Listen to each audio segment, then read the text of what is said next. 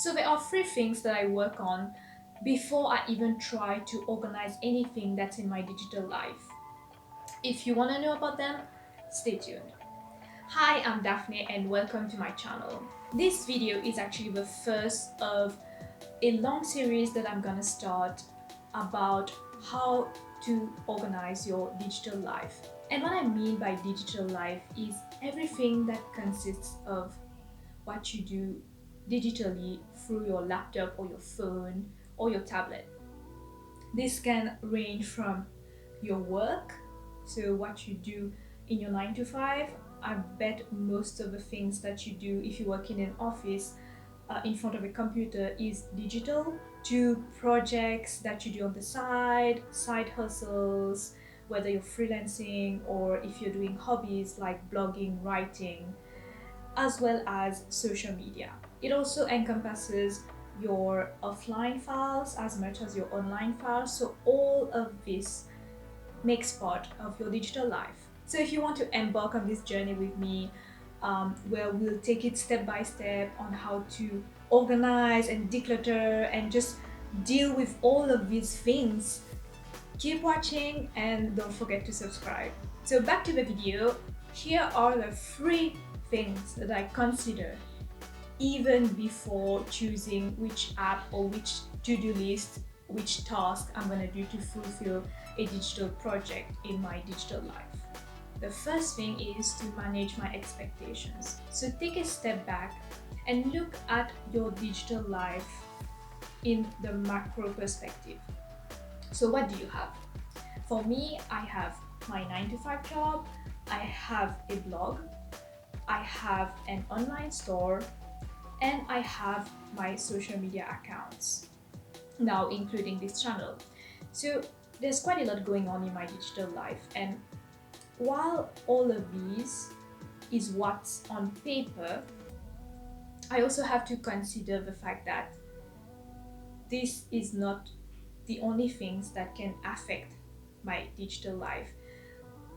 It's not only projects and work that will influence how you will plan out and how you will organize and process things in that digital space. There's also a lot of things to consider, like if you're a mother or a father and have children around the house, if you are tired at the end of a workday, if you have waves of low and high self-esteem, your energy levels depending on the day of the week, your mood swings. When we think of being productive, we have to think not only of the tasks, but we also have to think of the things that will affect those tasks and how fast and how productive you can be in those tasks. So those external factors that affect your digital life has to be constantly taken into consideration when you organize all of your projects. So that's how you manage your expectations, because you know that if you're a full-time parent and a full-time 9 to 5 job person and you want to create a process for your side hustle, you know that you won't be able to tackle 10 tasks for that digital project a day. You know that every day maybe you can do one task at a time, so 7 tasks a week or even less. Like, it's all about learning about your own lifestyle and how it can get into your projects and how to work with it. So your life should never work against your digital processes and how you organize things in your digital space. It has to work with it. The second thing is to find your own pace. So now that you've managed your expectations, you've set realistic expectations of how much you can do and what you can do, you've just gotta focus on your own pace, on your own way to progress. It's really easy to start comparing yourself to others and seeing, all those people being like, oh, I'm 110% productive, and within a month I was able to grow so fast to, let's say, if you have an Instagram account, they were able to grow to 10,000 followers a month, and they hustle, they don't sleep, and it's like they just make it such a great achievement that, you know, when you look back at your own life, you sometimes feel that you are not enough and that you're not doing enough. But you don't know their life, and their life is not your life. So it's really important to focus on your way to progress, your way to work, and how you will personalize your digital processes with your own life. And you know, it's better to do one task a day instead of giving up and being like, okay, I will never be as productive as that person, so might as well not do anything. That is worse because you're not doing any progress. A little progress every day goes a long way in the long term. So find your own pace, go through your own path, and focus on what you do. And finally, number 3 is a to-do list tip from me. So back when I was still at university, I was interning at a startup. We were like 10 in the office, and there was one thing that we did every morning before we ever started working is we would put down 3 main tasks, 3 key tasks that we would do on that day. And that was our to-do list for the day, nothing else.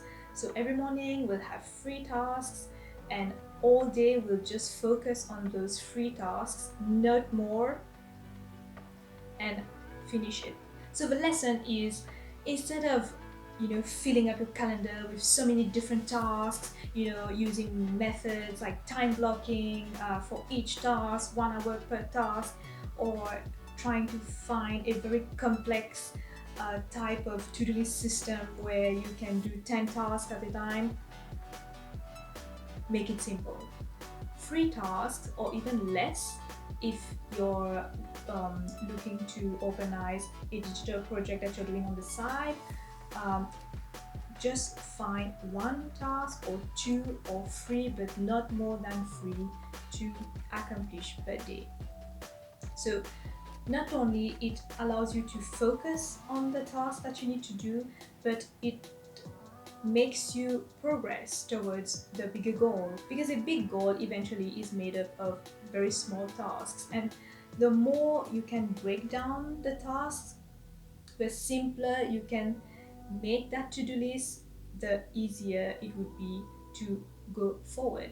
So these are the 3 main concepts that I wanted to share with you before we go into that digital life organization series that I'm gonna do on this channel. So the next videos will be a little more complex and specific. They will really dive into specific areas of your digital life and how we can organize it and, you know, build a proper system that fits you, your life, your lifestyle. I'm gonna be sharing more concepts like this, which you can apply to several aspects of that digital space, and that can help you, hopefully, whether you're a freelancer, a full-timer, or anything that you do at all in your digital space. I hope that this has been helpful. Don't forget to like this video, and if you want to see more of these videos and follow the series, subscribe for more.